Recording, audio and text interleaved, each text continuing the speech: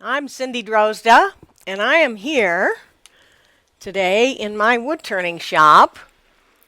Hey, Rob CP Woodturner. You hear me okay? Great. I'm happy to hear that.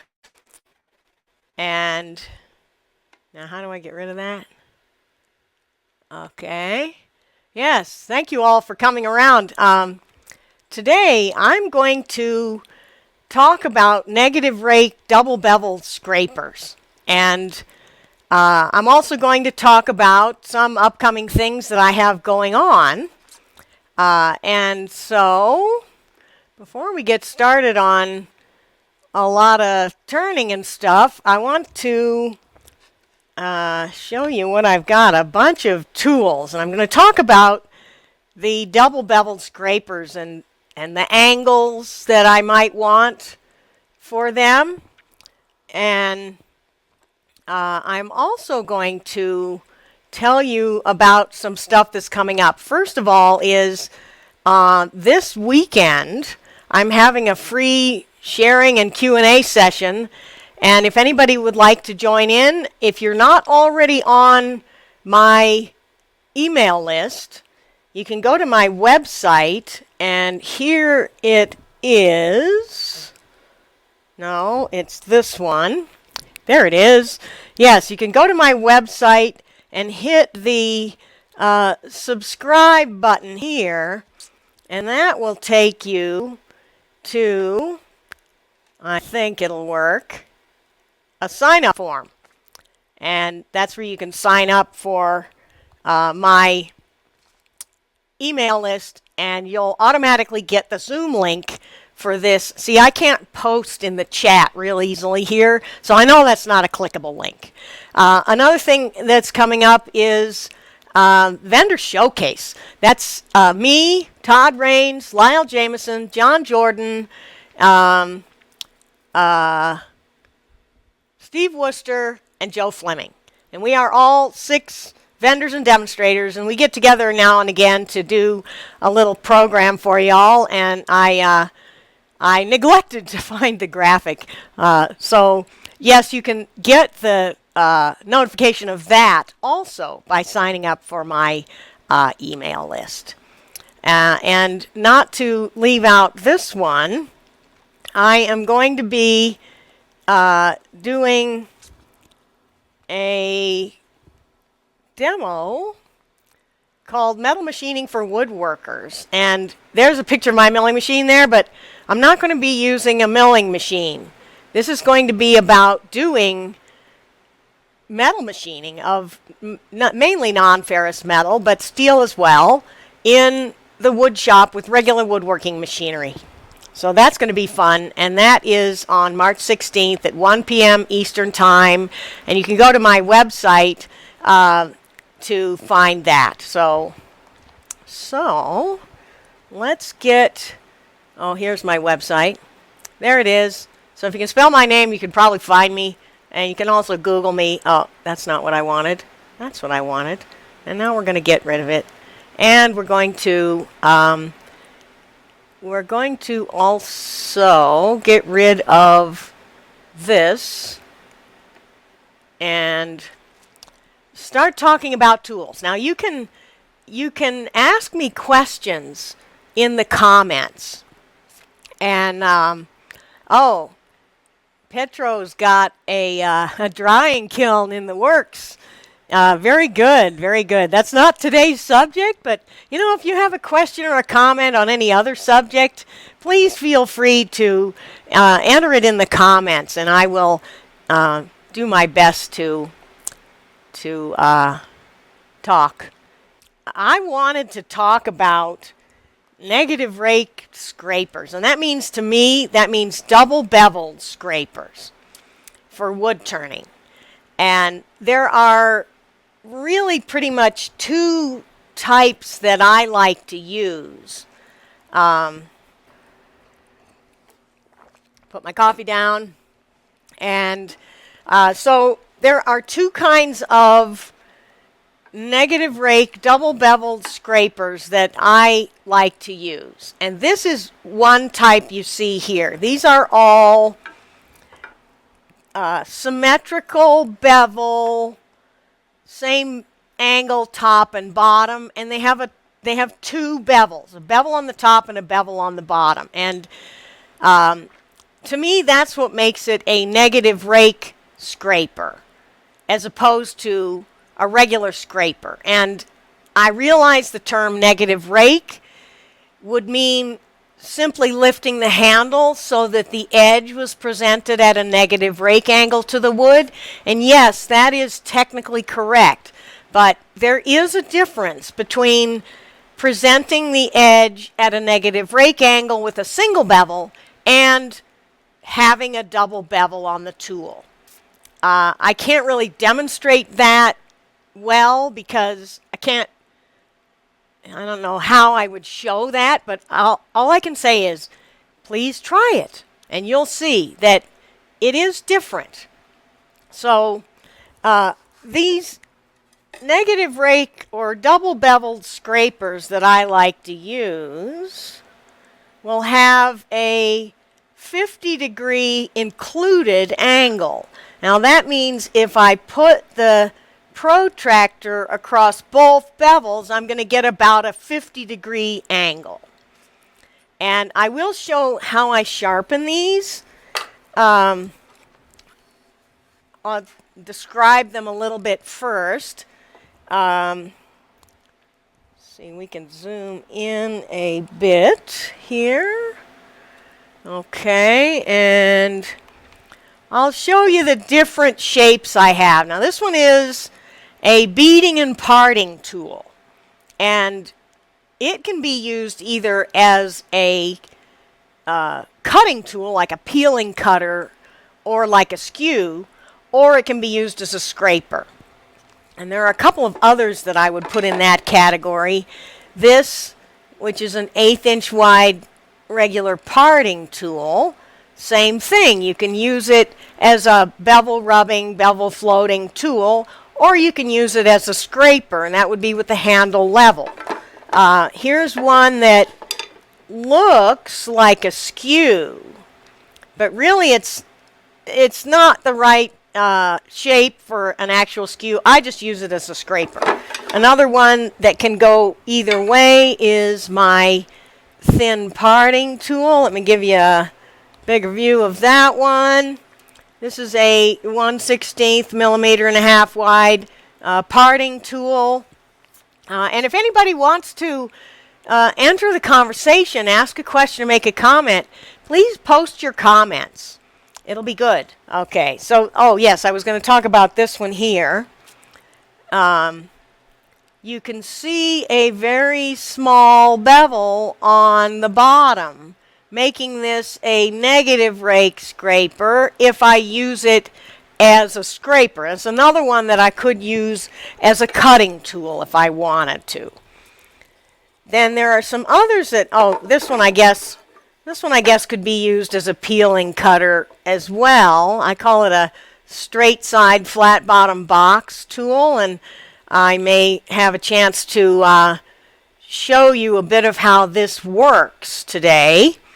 It's for making the insides of turned wood boxes that have straight sides and a flat bottom. But it could be used as a peeling cutter also. Now these are profiling scrapers, I'm going to call them. This one is a bull nose, round nose, 1/2 inch wide, 13 mil. And it has the same bevel on both sides. Again, a 50-degree included angle. Here's one that I use a lot. I call this an arc scraper. It has, again, 50-degree included angle, symmetrical bevels, and it's just good for some different shapes. Yeah, that's all I have. Oh, yeah, okay. That's all I have over here for the profile ones. I actually use this skew shape one as a profile scraper. So it looks like a skew, but I really don't use it that way. So that's one kind of double beveled scraper that I like to use. Symmetrical bevel top and bottom, 50-degree included angle. And here we have a few others. And again, if anyone would like to enter the conversation, ask me a question about Negative Rake scrapers or anything else, please enter it in the comments. I should be live on both Facebook and YouTube at the moment. And of course, if you have any issues hearing me, do please post that in the comments as well. And I will do my best, which might not be much. So these are some specialty Negative Rake scrapers, and I'd like to talk about what I do with them. I'm also planning to do some work with them. I have a few pieces of wood here I can use. So this one here is for doing the recess, parallel walled recess.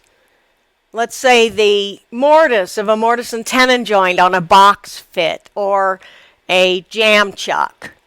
And this one is, in my feeling, the secret to getting a good fitting box lid or a jam chuck that fits. What it has is a cutting edge on the side and on the end. The cutting edge on the side is parallel to the length of the tool. So when I hold this tool parallel to the bed of the lathe by looking down on the top of it and moving it until it's parallel to the bed of the lathe, then I get a parallel sided recess.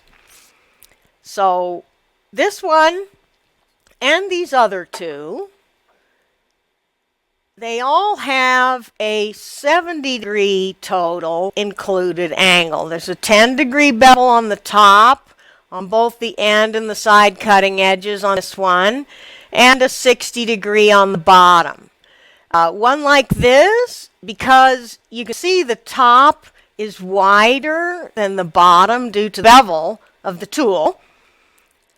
That means that if I have it on the tool rest, with the tool rest real close to the work, like let's say supporting it on the tool rest really close to the cutting edge, it's going to tend to roll when it touches the wood. So what I want is for it to be on the tool rest, supported by the full width of the tool. And that'll keep it from being grabby. I sharpen the bottom bevel on all of these. I never touch that top bevel. And that raises a burr from the sharpening.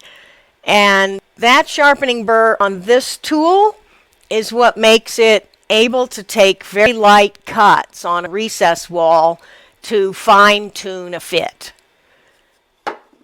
This one here, both of these two actually, are kind of what you might call hollowers for, now this one, this hook-shaped one here, I use if I'm going to be making a,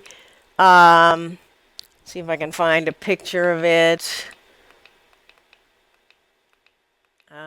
Come on now, I thought we had one. Oh, I know why. I have to go do a little housekeeping of my own here. That is one that I use for my finial box. The finial box being a small end grain or side grain, I suppose. I make them out of end grain. Lidded container with a finial that is kind of undercut in the inside is the largest diameter is smaller than the opening by some amount. And that means that's the function of this tool then is to get around that undercut shoulder. And okay, I'm going to try to see if I can find that picture. We don't know where it is. I have to admit I do a fair number of online demos, but this live streaming is fairly new to me. Oh, and it looks like we do not have that picture I wanted. Okay, so sorry, I will have to get with that later. But this one is for undercut shoulders, and you can use it around the opening of a of a small hollow form. And for instance, Rob is asking if you could use that to hollow a small ornament. And you could, with the limitation that it's fairly wide here and it doesn't hook around a lot. I have another tool that is actually not a negative rake scraper, so I didn't bring it over, but I will go grab it right now. Another tool that I'm more likely to use in an ornament. And that one is this here. You can see the difference between these two. The one on the left there has got more of a hook. So what it's going to do is get around the corner of a hollow piece that has more difference between the large diameter and the opening. In other words, you can hollow something with a smaller hole compared to the diameter with this one here than you can with this one. So yes, it could be used to hollow a small ornament if the hole is relatively large, or a small hollow form. Okay, so we have a sharpening question now. What grit wheel do I use for grinding these tools? And the question there about the best cutting, longest lasting burr, I personally have not found that the grit of the wheel gives me any different performance out of the tool. I know people say, oh, you grind with a really coarse wheel because it's going to give you a more aggressive burr. And I guess I admit I haven't done a ton of testing about that. But what I do is I use a 180 grit wheel on a larger tool like this. This is 3/4, 20 mil wide. And so there's a fair amount of edge and a fair amount of bevel we're talking about there. So I use a 180 grit wheel for this one. And I use a 240 or 400 grit wheel, although I could use the 180 grit also. Why would I use a finer grit wheel? Well, it removes a little bit less stock, less steel every time. So that means my tool is going to last longer. And these two, in particular, are tools that the more you sharpen them, the smaller they get. The hook-shaped one, you know, its little round part started out bigger than that, and now it's getting smaller and smaller. This one here started out at full width. The notch is not part of the design of the tool if you go to try and make one. And every time I sharpen it, it gets narrower, and eventually it will be at the end of its life. So I tend to use a finer grit wheel on these. Not because it gives me a better burr for cutting, but because what it gives me is a longer tool life. Now this one here, once the sharpening burr is gone, it is going to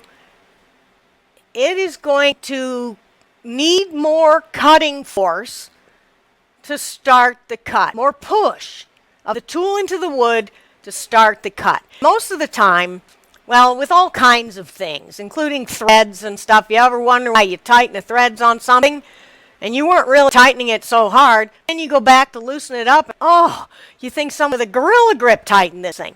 That's because when something is in motion, it takes less force to keep it moving than it does to get it going. And the same is true here. The way that played out is when I touched the edge of the tool, and we're talking side cutting edge here, to the wood, if there's a sharpening burr, it takes very little force to get it to cut. Once the burr is gone, it takes more force to get it to cut, but it doesn't take near as much force to keep it cutting. So what you do is you just push, push, push, push. It's not cutting, and then, it cut too much. So that's why I like this one with the sharpening burr. And when the burr's gone, I'll go back to the grinder and renew the burr. Have I tried the burnishing tool? burring tool. It's a burnisher, hard steel, at least as I understand, and I use that kind of a tool or that kind of a sharpener for cabinet scrapers, steel cabinet scrapers, to raise a burr on the edge, not by grinding, but by using a harder metal to deform, if you will, roll the edge up so that it creates a cutting edge.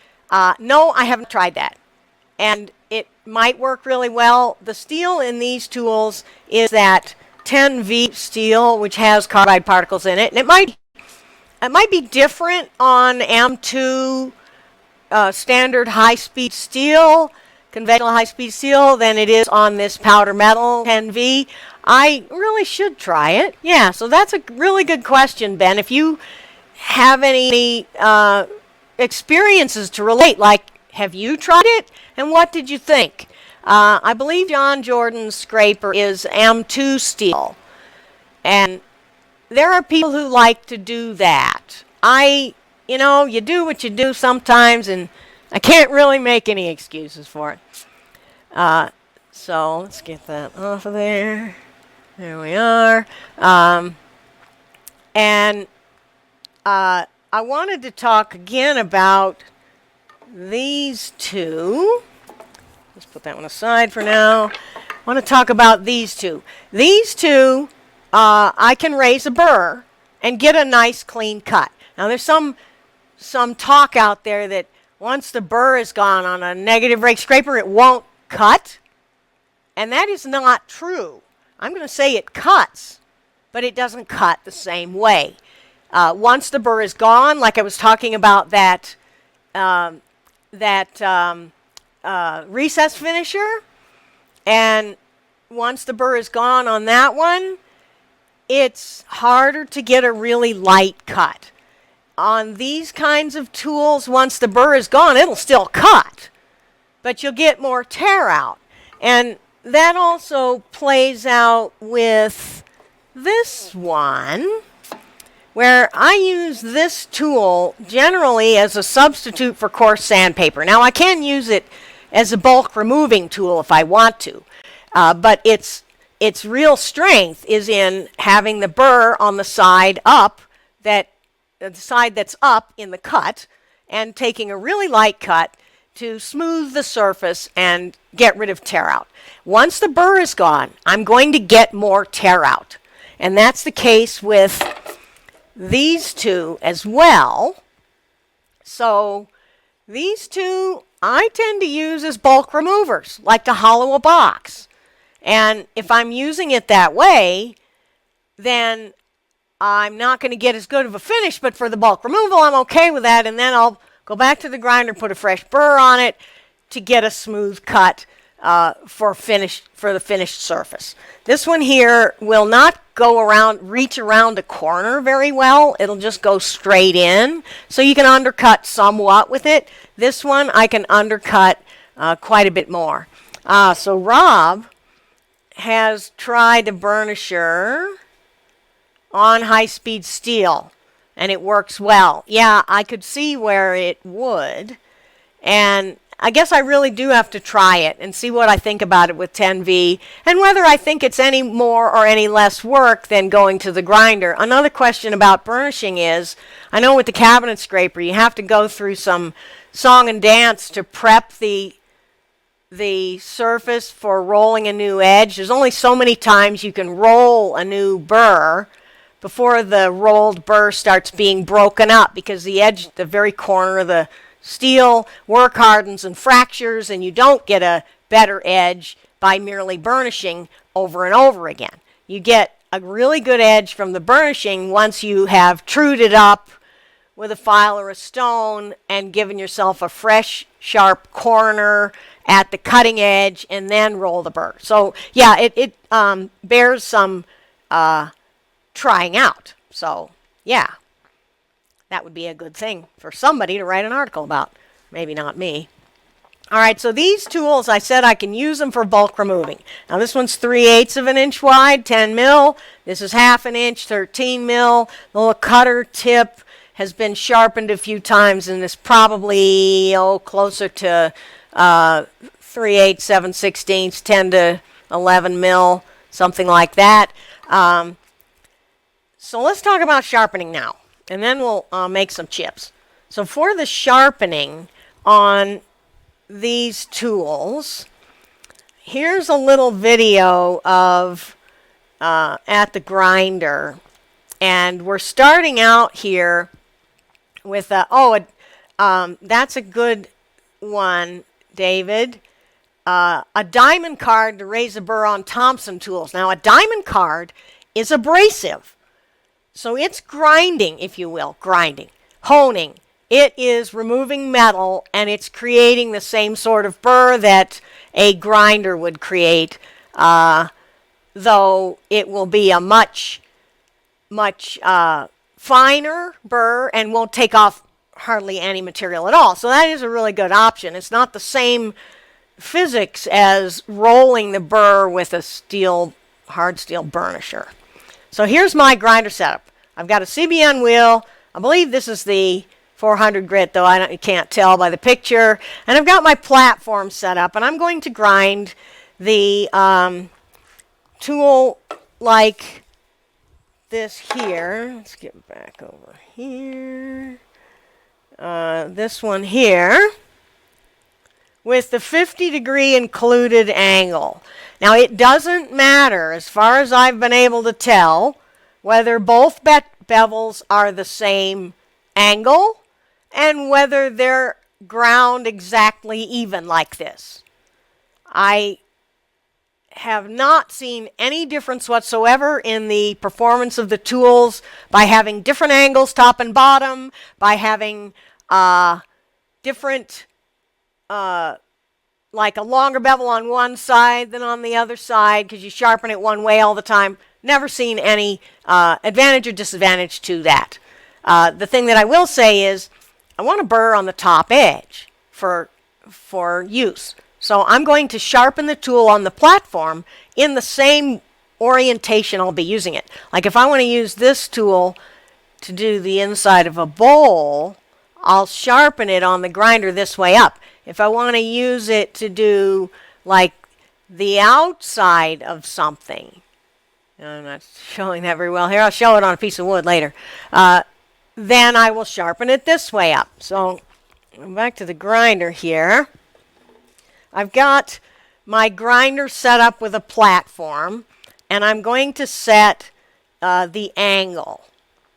And here I'm using a Stewart Batty angle gauge with a 25-degree angle to set, and I'm using this gauge to set that angle platform to wheel. I can also just use the tool as a gauge to set my angle if I don't have an actual gauge, and then I can protractor the edge. So here's what I'm doing. This one has a straight across edge. Let's halt there for a second. That one there that I just did has a straight across edge so that I have 90-degree corners on each side of the cutting edge. And I've drawn some lines on my platform parallel to the sides of the wheel so that I can gauge that I'm holding the tool so that the tool is perpendicular to the edge of the wheel. The cutting edge is parallel to, well, the cutting edge is perpendicular to the shaft of the tool so that I get 90-degree corners on both edges. And that's what I'm doing there is I am using those lines that I drew on the platform to gauge whether I have the tool in the right position. I can also then use my protractor to check if the edge is the right angle or not. Now for this one, I'm just putting it on the platform that's set to the angle, and I'm driving it around to create a burr on the top. And if I want to do the other side, now this is what I meant by I will sharpen it in the orientation I'm going to use it. And that kind of negative rake is what I use as strictly a finishing tool, really, or mostly a finishing tool instead of coarse sandpaper, not instead of a gouge or a hollowing tool. So what do we got coming up next on this video?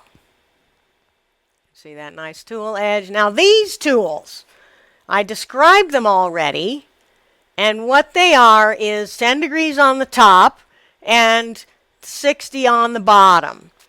Okay, so here Ben has a comment about the Sorby Pro Edge. That is a belt grinder machine, and it's got a platen behind the belt, but the belt's got some fabric behind the abrasive, so it is going to be a little bit cushioned. It's going to be not quite so rigidly flat as a grinding wheel.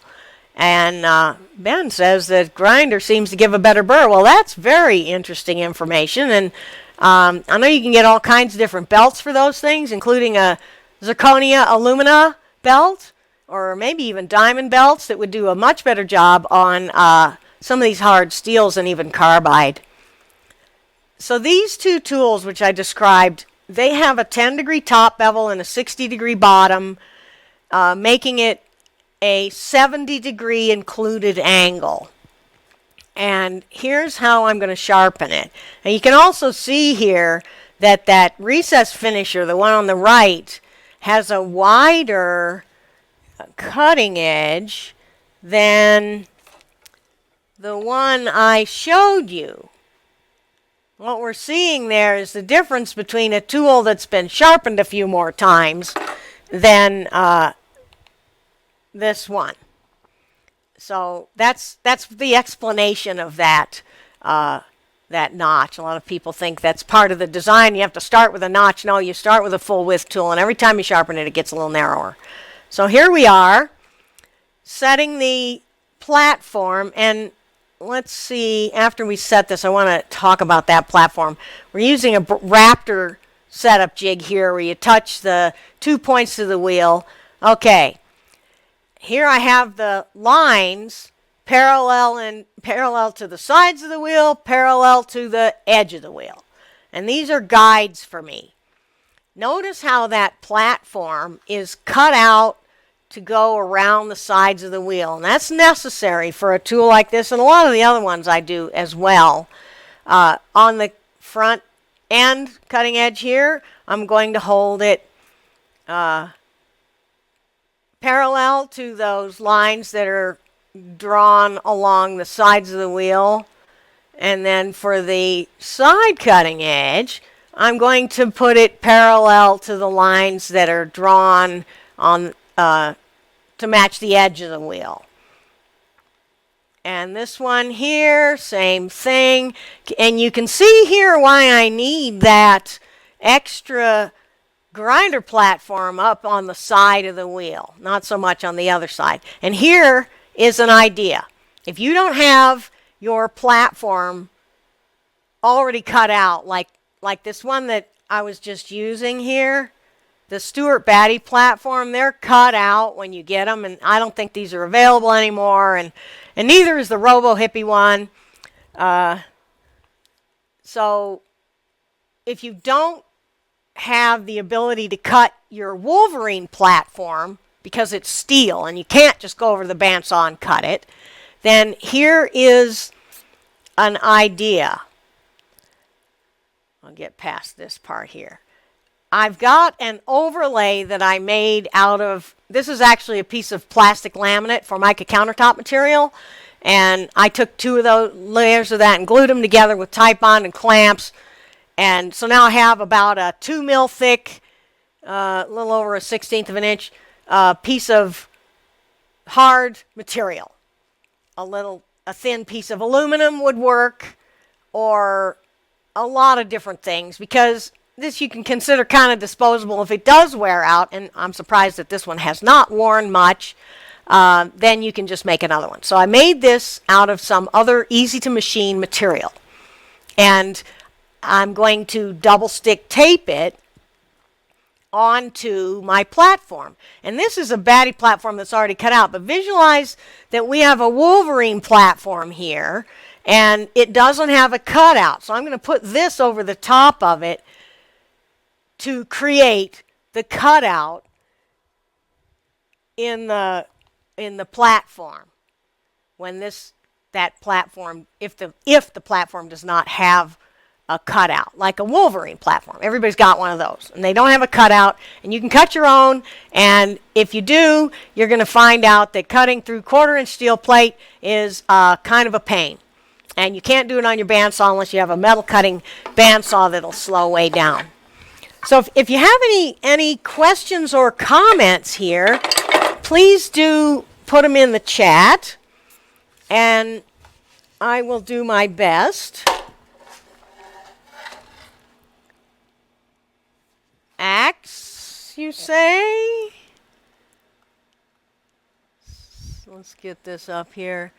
So Doug is saying axe, and I wonder if what you're talking about is the axe edge on an axe. You want to give us a little more clarification? That would be great. Okay, so I want to show a little bit about what I might use these tools for.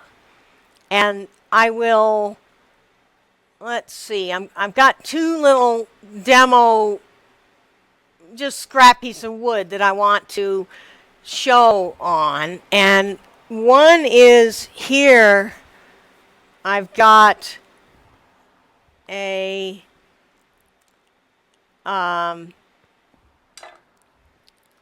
here it is, a little piece of burl. And I use this tool here to do the cutting or the coloring technique that I like to do on a burl. And what I do is get as far as I can with a gouge, and then I'll take this tool, smooth the surface out, put a coat of dye on, cut it back again with the same tool, and then put more color on. And that's kind of, oh, Doug was just saying hi to someone. Okay, now we know. But we don't know who Fat Axe is, so I'm very curious. All right. I don't think I froze. Does anybody else see me frozen? I'm seeing the feed look like I'm good. But it's possible YouTube froze. Okay, here's a question from David. When I put the second bevel on the thin parting tool, and that's this one here, to make it a negative rake scraper, does it still function as well as a parting tool? Yes, in fact, perhaps better. It functions now more like this parting tool. Our typical parting tool does have 2 bevels. Some of them have a single bevel, like a fluted parting tool has a single bevel, but this is used like a skew, like a beating and parting tool, and so I did not find any adverse performance or any performance disadvantages to grinding a small bevel on the bottom. And I don't measure this, I just eyeball it. One thing that is worthy of mention here is the shape of this thin parting tool. Oftentimes you'll see these parting tools done where the edge kind of looks more like that, where there's a really big, tall area below the cutting edge. And I have it where the cutting edge is kept very close to the bottom edge of the tool. And that is so that it's less likely to get twisted over and overhang the support point and potentially catch. It also allows me to get into tight places because even at a 3/8 to a 1/2 inch in, like 10 to 12 mil, I'm still only this tall. We'll see how that is, so I've got about 3/8 of an inch high in this first, maybe a 1/2 inch of tool. That'd be, your 10 mil for about 11 or 12 mil in. And that allows me to get into a tighter opening if I want to. And if you see my finial Bach demo, you'll see that I use that in a few places to good advantage. Oh, that wasn't what I wanted to do. Okay. Awkwardness with live stream. I need to set up some other way to do that. Now, I've got my bowl here, and I want to show a little bit about two of the tools that I just showed you the edges on. And the first is where I'm going to, this one's been partly hollowed out with a gouge, but let's say I want to do more hollowing in here. I'm going to use, well, maybe I use my hollowing rig, but I'm likely to use either one of, where do we have them? These two. Now I don't need this one because there's no undercut to speak of on the rim here. The largest diameter, and you can see it here, the largest diameter is really not much bigger than the opening. So this tool here will do a fine job. And why would I care? Because this one, when I sharpen it, every time I sharpen it, the tool gets shorter. And look at how long it is. It's going to last my lifetime probably. This one here, every time I sharpen it, the little end thing gets smaller. So my tendency would be not to use this tool unless its performance is needed. So it is not needed in this particular case where I'm going to be doing the inside of this piece here. So I'm going to take this one, which is a round-ended negative rake scraper with a 70-degree included angle at the cutting edge. 10 on the top, 60 on the bottom, and I sharpen it on the platform that's set to a 60-degree angle. All right, so I've got to get a little bit of room for the handle here, and I'm going to, we'll just start here. Got my safety eyewear on. We're going to start the lathe with the spindle on 0, speed on 0, and just crank it up. But I usually will go 2,000 to 3,000 RPM on something like this. The piece of wood is about 3 inches, 75 mil in diameter. And, the size of your piece is going to have a lot to do with what speed feels comfortable. As far as spindle speed goes, I like to quote, I think it was Mike Mahoney said this, if you're shaking or the lathe is shaking, it's too fast. In other words, if you're scared, slow it down. If the lathe is bouncing around, slow it down. But most of the time, I tend to turn the spindle pretty fast. So I am just going to use this one here as a bulk remover and take off plenty of material to create my shape.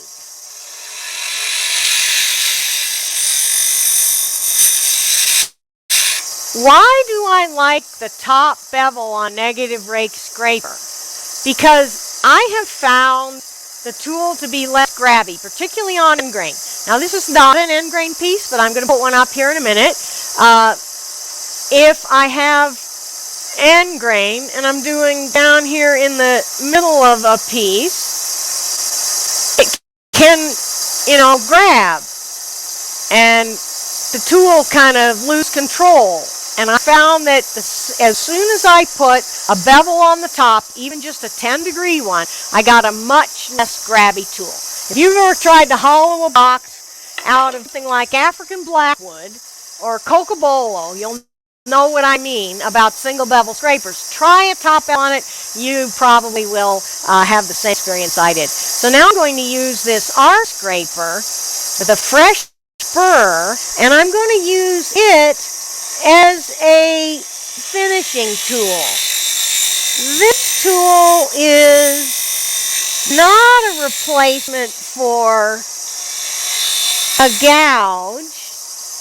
It's a replacement for coarse sandpaper. And I'm going to use it here on the edge, and maybe I'll put a little bit of shape to the rim. And now if I wanted to put some color on this piece, yeah, why not? I'm all set up for it, so let's do it. It'll make this burl come out looking really good. And actually, I'm feeling a little bump right there. So maybe I need to do some more work on this first. The bump is right here. So just to give myself a break, I'm going to make a line on there. And that tells me where the bump is, so I'm not just guessing. And I'll smooth it out through that area. And hopefully that'll get me what I want.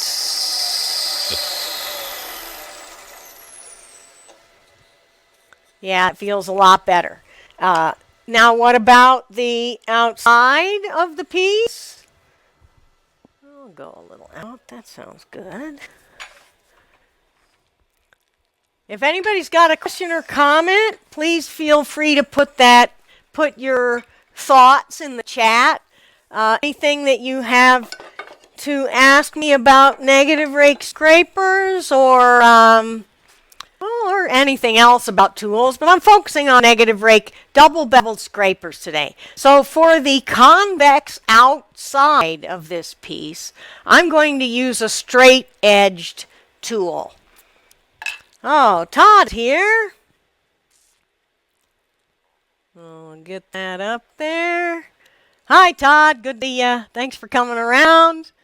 And thank you, everyone who's come today to join me. This is fun. And I enjoy the spontaneity of a live stream. And I hope you enjoy it, and I'm planning to keep doing them. So we have a convex curve here and a straight edge tool to shape it. Now, I could, why not, shape that with this tool. And here's what that'll look like. We're going to use both of these to show you what's going on here.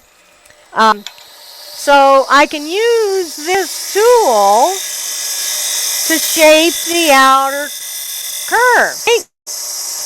And no real difference. I would have liked to go back to the grinder and put a fresh burr on so that I had a burr on this side, because I was using it this way up on the inside, and now I'm using it this way up. The only reason I might choose not to use this tool on the convex curve is, you see right here, the shape is not allowing me to get into that that transition area where I have a little bit of a sharp corner right here. Now, on this particular piece, that sharp corner is nothing. It's just waste. But it's an illustration of, let's say I had a bowl with a foot. Like if I reverse this and I try to make a foot on the bottom and I have a corner here, this shape won't get in there, whereas this one will do that. It'll get right in here and go right up to the edge, and it'll even go and do, if this were an actual foot, it'll do that area also. And it'll do a nice job deburring the corner. So now I have a smooth surface. Okay. Rob, would I use a Negative Rake scraper on a spindle-oriented piece such as a finial? Those are two separate questions. Would I use a Negative Rake scraper on a spindle-oriented piece? And what he means by that is the grain of the wood parallel to the bed of the lathe. And that would be like, let's say, this piece of wood. And the answer is, yes, I would use a negative rake scraper if I needed it for shaping, final shaping, instead of coarse sandpaper, after I was as good as I could with a gouge. And then the other question is on a finial. And the answer to that is not very likely. And the reason for that is that I find the finial I make, the gouge gets into the tighter details better. So a very thin piece like a finial, I'm less likely to use a negative rake scraper. I'm more likely to use a gouge, which will make a lighter cut, more gentle cut. And Todd has a question or a comment here. Bead shapes with straighter rounded edges, cove shapes only with rounded edges. And yes, that's a great clarification, meaning that for convex is bead shape. A bead is a convex curve. So a convex, I can use a straight or I can use a rounded edge. On the concave, which is the cove shape on the inside here, I really can only use the rounded edge because, well, if I tried to use this one, it's not going to create a concave cove curve. Concave cove curve, that's good. Okay. Awkwardness with banners here for me. So I was talking about color, and color is fun, and so here I am with spontaneous live stream. Just do some color, and I'll show you how this coloring technique works and why I use a negative rake scraper for this. The reason is because what's going to happen here is I'm going to put some dye on this piece. Here is the kind of dye I use in a very well used bottle. Trans dye. It comes as a concentrate, and I like to dilute it 16 to 1. That means 16 parts denatured alcohol to 1 part dye, which is a stronger solution than they recommend on the bottle. But you can dilute this not at all or as much as you like to get the type of color you want. So I've got black here. Let's go out a bit more and show the whole process. This is black. I've got it diluted already in a little dispenser bottle here, and I'm going to use a brush today. Sometimes I'll just use a piece of paper towel. I've got gloves on, as you'll notice, and I'm just going to put some on the brush and slather it on a good coat. Why would I use a brush versus a paper towel? The brush is going to put on a heavier layer of dye. And I'm just doing this all one here, inside and out. You know, a lot of different possibilities are out there with this coloring. I just want to give you an example.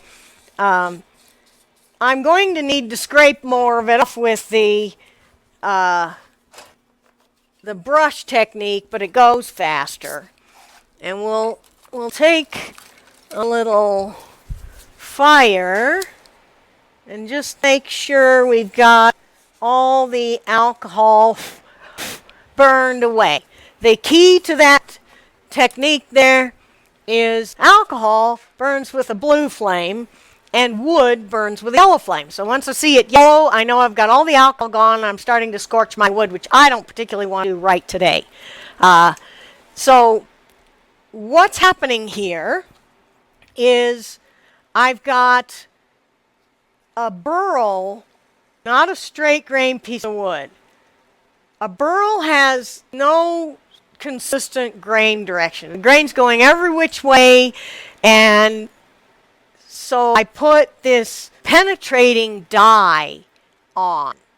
The penetrating dye soaks into the wood, and it's going to soak in deeper into the end grain areas than the side grain areas. If you have a piece of wood like this, you've got side grain and end grain.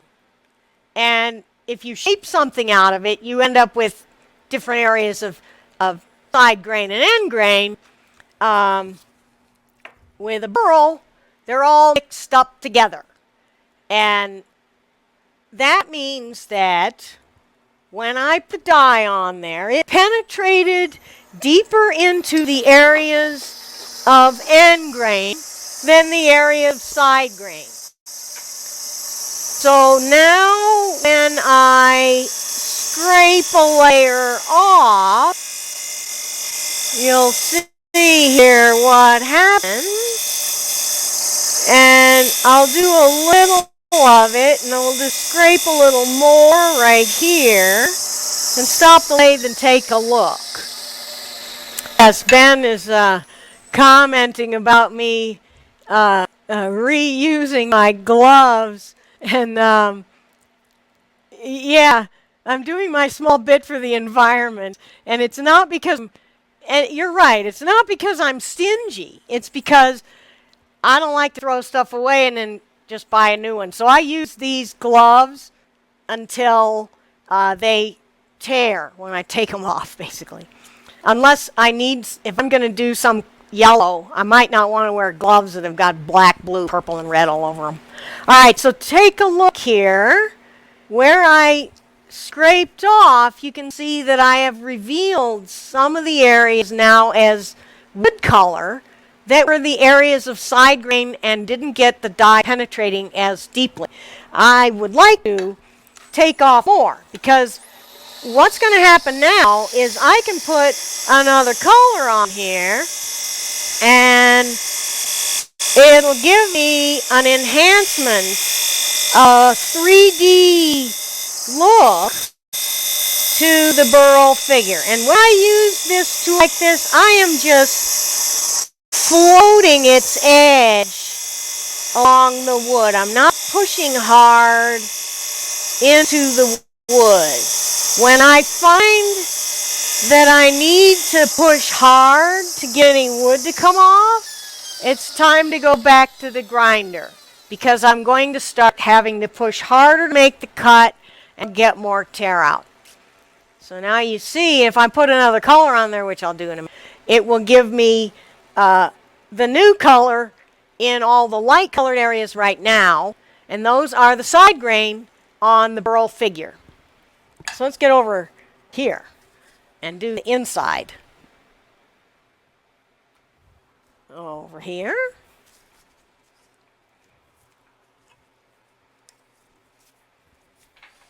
And I'm going to do the inside with this one. Another thing that's going on here is dye will penetrate the same amount into, let's say I sanded this to 80 grit, into the sanding scratches at the top of their mountain and the bottom of their valleys. And that means that when I sand with, let's say, 8 grit, I put the dye on and then I scrape.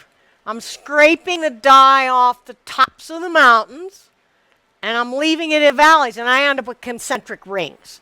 So what I have found is that the Negative Rake scraper, before putting on dye, does not give me sanding scratches. So I end up with a good surface here, and I've scraped a little more off. Well, I'm going to quit the scraping before I get to where I really want to be, and then I'm going to sand, and I can do all kinds of different things here. I'm kind of getting carried away. This is not part of my my plan to do color, but I kind of got into the spontaneity of things. Okay, so let's talk a little more about this tool here. This one is what I call the arc tool. And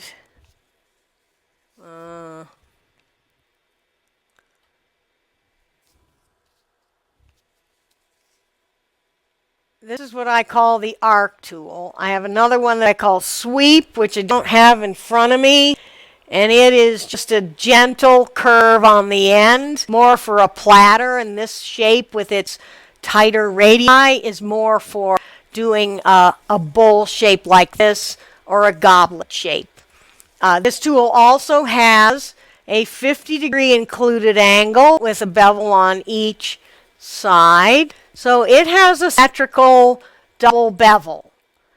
I held it in use level on the tool rest, and I might have the handle, let's see if you can see that better here. I might have the handle up slightly. So I had it on the tool rest level, and I might raise the handle up slightly. I don't want the handle down with any scraper really, but I'm not telling you to do this. But negative rake scrapers are more forgiving of having the handle down than single bevel scrapers, which will really bite you. In fact, a single bevel scraper, you won't want to hold it level. You'll always want to have the handle above the tip. Whereas negative rake, I usually hold them level. So let's get to that now. Oh, well, good. Toby is happy about color. Good. So this is my favorite coloring technique here. It is a very good, creative, lots of options. In particular, I might have this piece here, and I might want to sand it and then put some more color on and sand that a little and put more color on, or scrape some color off, put different colors in different areas. So let's carry on with the process here. What I have done is I have created the shape with whatever bulk ripping tool I cared to. I used a 70-degree included angle negative rake scraper to do the most of the last of the hollowing, if you will. And then I used my arc scraper with the 50-degree included angle and a burr on the top to do the final surface finish. Then I put a coat of black dye on, and using the same tool, scrape most of it off. Now what I want to do is sand. And I'm just going to take a piece of sandpaper by hand in this particular case, and I'm going to slow the lathe down to probably 300 to 500 RPM. I could use a power sander if I wanted to. I'm not going to do a lot of sanding just because I don't like to do a lot of sanding in a demo when I don't have my mask on. And so let's pretend I sanded it to 400 grit. Now I can put more color on and confidently sand off some of it if I want to. Like I put green on and then sand with 400 again. Coarser than 400 grit, I find I end up with those sanding scratches that are too deep to keep them from being visible after I put the dye on and strip it off. So Jordan is asking if I have a video that covers this in detail. I'm going into a lot of detail right now, actually. I believe there's a video on my YouTube channel from several years ago that shows this coloring process. I regularly do what I'm going to call RDs, interactive remote demos, and my next one is metal machining for Woodworker, and I'm going to be doing that on March 16th, which is a Wednesday at 1 p.m. Eastern Time. And this is a ticketed event, not a free one.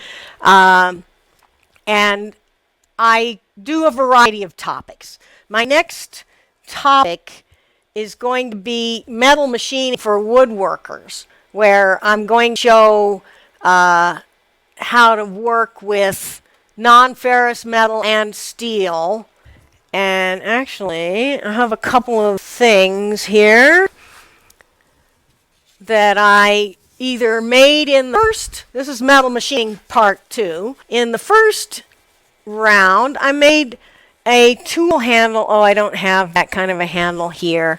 And I made a depth gauge like this. This has got a through hole and a tapped hole and a little knob. It's made of 2 types of stock that you can buy, and then I shaped the aluminum on the bandsaw and sander and files. So easily accessible with drill press, bandsaw, sanders, and lathe. On the coming part 2, one of the things I'm going to do is show how to make a simple carbide cutter like this one. It's a piece of steel stock, and it's got a tapped hole for the insert. And I'll do some other things too. I just don't have examples of them right here, right now. But I also do wood things. And coming up, let's see if I have it here. I'm going to do this waterfall, which is a pretty complicated and advanced project. This is the same coloring technique I'm doing right now with a burl. And this is a natural edge burl project with a finial and pedestal. That'll be in 2 parts. I might do this shape. Although I'm thinking, I like that waterfall shape. It's a fairly advanced shape. So if you wanted to sign up for my RD, let's get back to where we belong here. Go to my website, cindydroza.com, and you get here, and I have typically a click here to sign up button. And right now I've still got the last one I did on here, the owl boxes. Learn more gets you to a page that's got a lot more details, including it'll have handouts for the demos and a description of what I offer, and you can go there to past demos and handouts. And that'll get you all the ones that are not on this page that I've done in the past few years. It's supposed to go. There we are. And on all those pages, we have a subscribe button. And what that'll get to is this form here that you can sign up for my newsletter. And my newsletter will have me automatically sending you out notifications of free sessions and upcoming paid sessions, such as I have, I have a free one this coming Saturday at 2 p.m. Eastern. And that's a sharing and Q&A session where you can bring pictures of your work and talk about it. You can bring work in progress and talk about it. Ask me questions, kind of like here, but you have open mics and video in that session. And then we have Vendor Showcase. I love Vendor Showcase. This is the coolest. This is Todd Raines, who is here on the chat, and Lyle Jameson, Joe Fleming, John Jordan, Steve Worcester, and me. 6 of us who are all demonstrators and tool vendors as well. We all sell different kinds of tools and things. And we get together and put on a nice little program. I'm sorry I forgot the graphic, but this will be up on my website soon and on Facebook and YouTube and other things. That registration link is not clickable, and I don't expect you to copy it down. But if you go to my website and you click the subscribe button and you fill out that form and get on my mailing list, you will get this link sent to you. This registration for Vendor Showcase. It's free April 1st, 2nd, and 3rd, in the middle of the day, 2 to 4:30 Eastern. So, yeah, that's fun. Oh, and while we're at it, we have some other things coming up. Todd, one of the Vendor Showcase team, and my good friend, is doing a live stream every Friday at 2:30 p.m. Central, and that means tomorrow. So he's really good with all this technology. You'll see, not like me. And Lyle Jameson, another good friend and Vendor Showcase team member, is doing an IRD. This is a ticketed event. And LyleJameson.com is his website. I will post some links in the comments after this session is done, because I really don't have good technology for posting links as we go along on Facebook and YouTube. But I have shared some things that you'd like to know about, and these links that I put in here are not clickable, so I will put them in the comments after. And that's because, or the reason I can do that is because this session will be recorded, and it'll stay on YouTube and Facebook, and you can watch the recording, and I'll put them on my website too one of these days. All right, so where were we? Let's see if anybody's got a comment to talk about. Yeah, Todd, can't wait for spring. I'm cold too. It's like 14 degrees here this morning, and not really to my liking. I got my bottled water delivery today, and I don't want those to freeze. So, yeah, so I wanted to do the end of the color here, and we're kind of running out of the end of the time, and I'm kind of running out of my green screen. What's going on there? That's a little better. Oh, I know what's going on there. Put something in the way of it. Much, much better. Okay, so I wanted to carry on with the color here, and I was thinking I would talk a little more about stuff I can do with these tools, but I got too carried away on colors. This is going to be kind of the end of it. I plan these sessions to be an hour long, and we're right at that point right now. So if you have a last question you'd like to ask me about Negative Rake scrapers, please speak up, and I will do my best. We're going to get some color here and do something a little bit fun with the next step of this coloring process, which is, for me, taking that black enhancement of the burl figure, and I could just put a clear oil finish over the top of this. I could do this technique of scraping off most of the first coat of dye and use not black, but blue, green, yellow, red, purple, whatever I wanted, and then put oil over it after sanding. So at this point, my surface is all sanded, and we'll show you here what I'm doing, although I want you to see on the inside too, but I want you to see also what I'm doing. I wadded up one little piece of paper towel. These are about 2.5 inch square pieces of paper towel, like about 60 mil.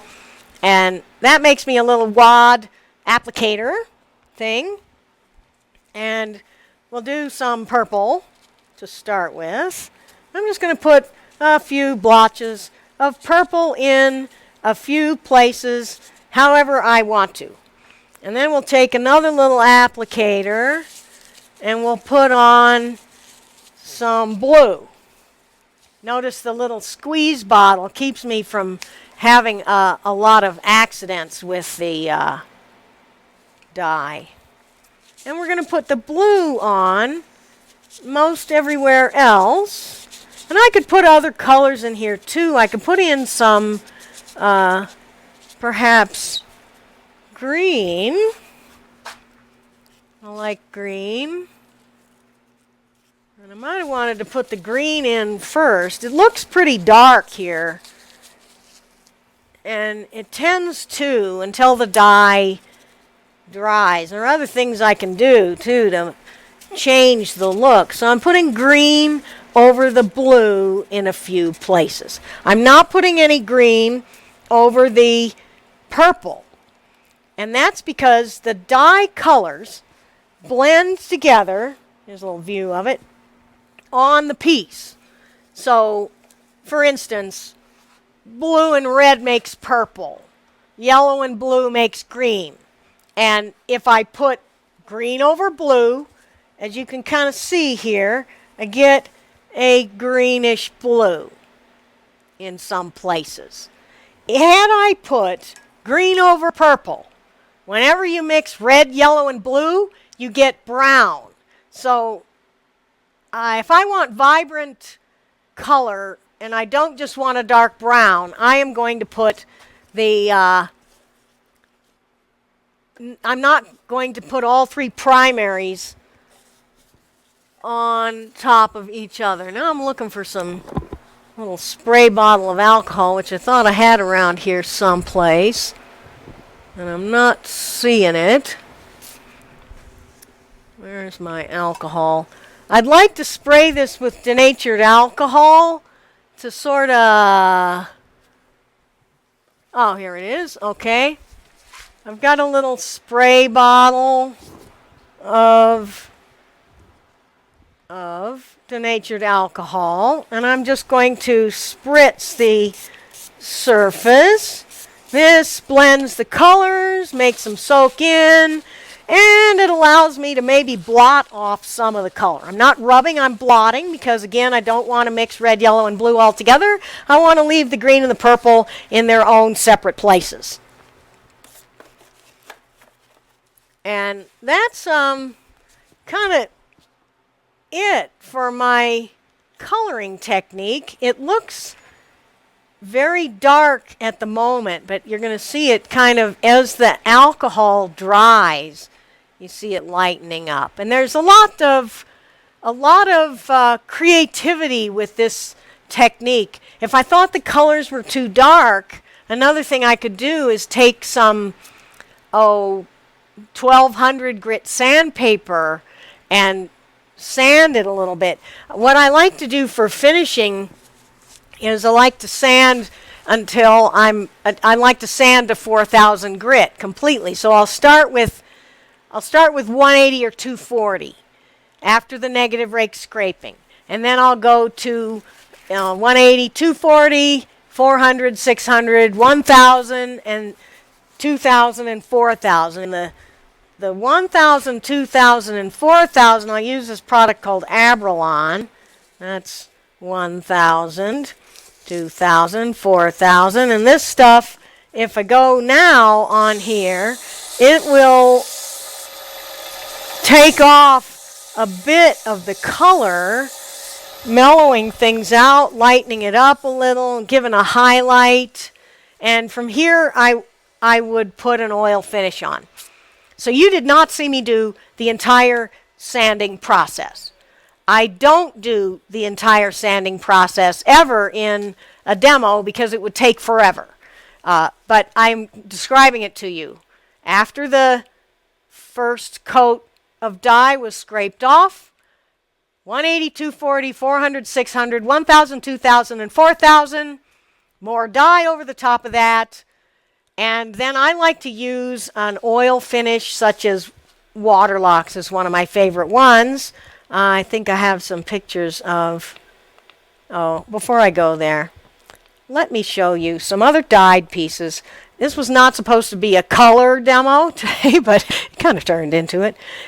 This is a blue and green piece on maple burl. And here is yellow, orange, red, purple, on maple burl again. I use soft burl for this coloring technique. Maple again. Soft maple burl is excellent. Box elder burl, which is a soft maple also, is excellent. Hard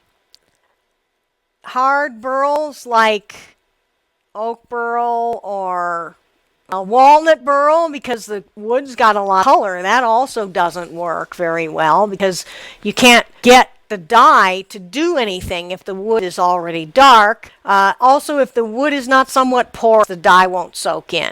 So black ash burl kind of works. Amboina burl just doesn't even do anything. And if you have a question about color or negative rake scrapers, which was kind of supposed to be my topic for today, bring them on, and I have time for a question or two, and then I'm going to call it a wash here, and we'll all get back to our Saturday, or our Thursday, sorry. I just want to put up here one more time that if you'd like to join this weekend's thing, go to my website, sign up for my newsletter, and the Zoom link will go out tomorrow and again 2 hours before start time. Oh, Toby's going to try it. That's cool. I'm eager to see what you come up with. Oh, yes. And yak, the Australian burls are a great example of what doesn't work. They're very hard, very dense, and the dye doesn't soak in enough to put any color into the burl, at least not in this way, where I get that three-dimensional look. I think you could probably get a wash of color on an Australian burl, but not so much this technique. Another thing that does work is to bleach the wood. And Toby is reporting that ash works well. And yes, indeed, I've done similar with ash. The thing about any straight grain wood, and I haven't had an ash burl, not an eye burl.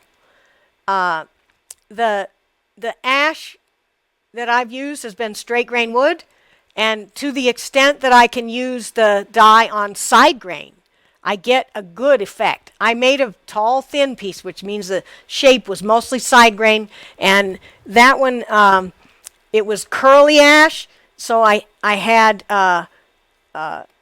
some good three-dimensional look to the curly figure on the ash. And I've also done with ash where it has those open pores to it, and I could do my color background, and then the open pores of the ash are great for accepting something like the Hampshire Sheen embellishing wax. So here we are. I had a question about my finishes, and here is one that I like quite a lot. It's called Waterlocks. It's a tung oil finish, probably polymerized. And this is one that I like a lot. It's a wipe on, let it soak in, wipe it off. Not a film finish, but a penetrating oil, like a Danish oil. But you know, Danish oil is a brand name, and that is not the brand name I like, because they're linseed oil, and I don't care for linseed oil. Okay. Here's one that I like quite a lot. This is a Sutherland Wells polymerized tung oil. And the polymerized tung oil dries a little harder and a little quicker than, let's say, raw tung oil. Unless you put dryers in your raw tung oil by mixing it with some polyurethane. And there are so many homebrew finishes that people have tried. And these are something that works. They're not the only good finish out there. 4 coats on a small piece, maybe 6 or more on a larger piece. I also sometimes do polyurethane, where I'm a film finish where I'm filling the grain and building a hard gloss finish so that the piece looks like glass. And some of those pieces I showed you earlier are done that way with the polyurethane, where I have them. Let me see if I can get back to those. So like this one. This has a glossy polyurethane finish on it. And I typically do that on the larger pieces where my goal is to make it look like the piece is made out of glass. Bleach on cherry, yes. Yes, that can be really good. And cherry burl that was bleached would probably do well with dye as well. Waves or rays or compression rays, chatoyance, I call it curly. Some people would call it fiddleback. Quilting is another variance on that. And yes, very, very effective with this technique. And again, a lot of those curly or waves or crotches or various chatoyant figure, a lot of those are on the side grain. And that means if you make a bowl like this bowl I have here, if I had a regular bowl with the grain running across the piece, bowl orientation, bowl grain orientation, I'm going to have end grain on this area, end grain over here, and side grain between them. Side grain on the rim. That technique I just showed you does not work well with end grain because the end grain just soaks the color up. It doesn't allow you to scrape the top layer off and reveal the figure like this technique did. And if I had some oil finish, which I don't, I could, here's what I can do to kind of brighten this up so you can see what it might look like. But so to answer your question, Jordan, the chatoyant figure does very, very well with this. I'm just putting some paste wax on here, and hopefully it will brighten up our surface a little bit like an oil would. Sometimes you don't see things as nice in video as you wished. So with a chatoyant piece, I would be likely to make a platter where I had mostly side grain showing, or I would do a tall vessel kind of shape, like a taller than it is in diameter, tall thin piece, so that there's only end grain on the top. Now I'm going to crank up the speed a little more here and let the wax melt into the wood. We'll get a little bigger piece. I'm using paper here so that if it grabbed, it's not going to wrap around my piece and either hurt me or ruin my piece of wood. And so that's what we have here. If I wanted it lighter, I could do two things: scrape off more black or dilute my color more. So lots of creative options here. Okay, I guess I'm going to leave you now. And I'm going to say thank you. Thank you all very, very much for hanging out with me here today. I've enjoyed it. And the technical foibles notwithstanding, it's a lot of fun. And I will leave you with, go find my website, if you would please, and sign up for my newsletter, and I'll let you know what all's happening. I do these free on a regular basis now, and you can find this kind of session by going to either my Facebook page, my Facebook personal profile or my YouTube channel, and you can find the announcement of my next upcoming one. If you click the notification bell, then you're supposed to get an email notifying you of when the next one is. Probably be in another couple of 3 weeks, so I will see y'all then.